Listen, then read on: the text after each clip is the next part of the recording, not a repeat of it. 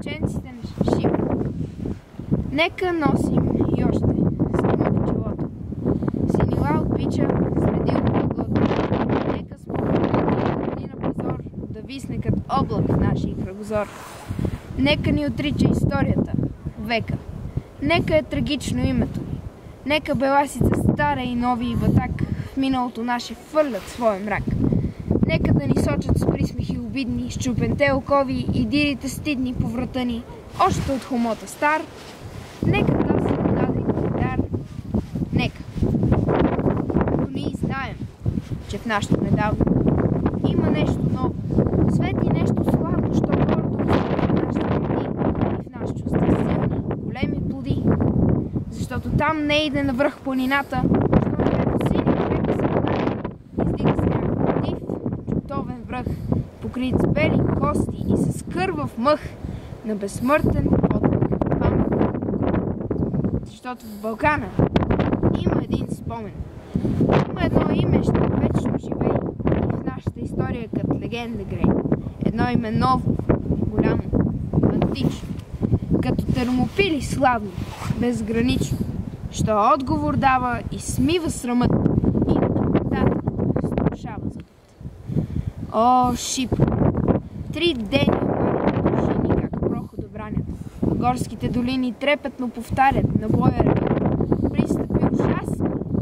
12 път гъсти орди лазят по урвата дива и тела я стелят и кръв я залива.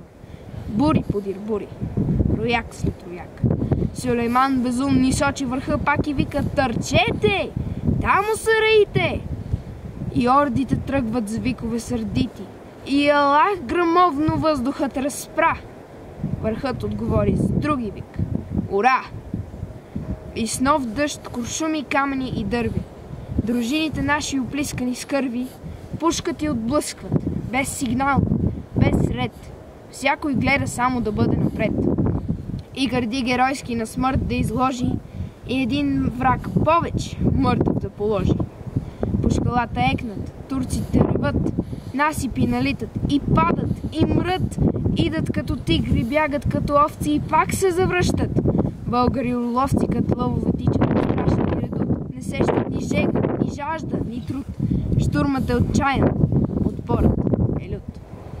3 дни вече се бият, но помощ не иде. От никъде взорът надежда не види и братските руи не прочат към тях. Нищо. Те ще паднат. Често. Без страх. Качъпа спартанци под сганта на Ксеркса. Галазите идат, сечките на Штрекса.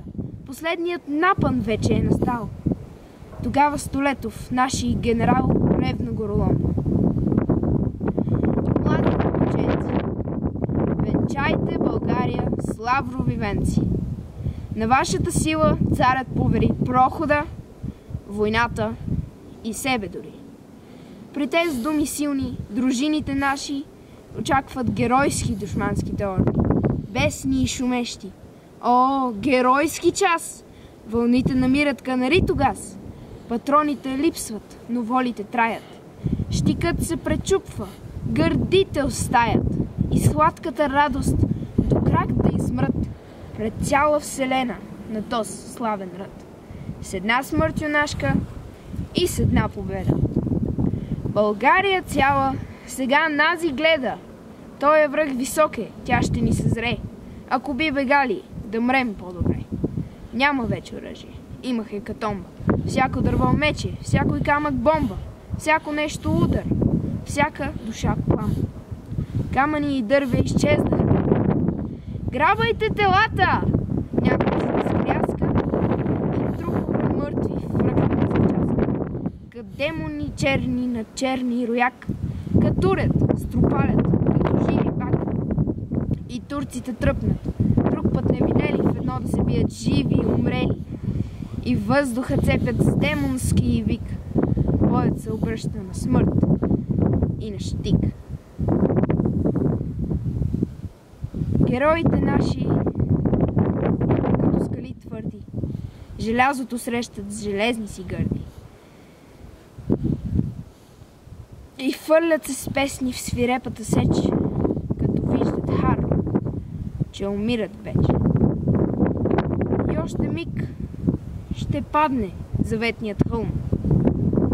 Изведнъж Радецки пристигна с гръм. И днес вулканът спомня този ден бурен. Шуми и препраща слабо като някой ек. От урва на урва и от век на век.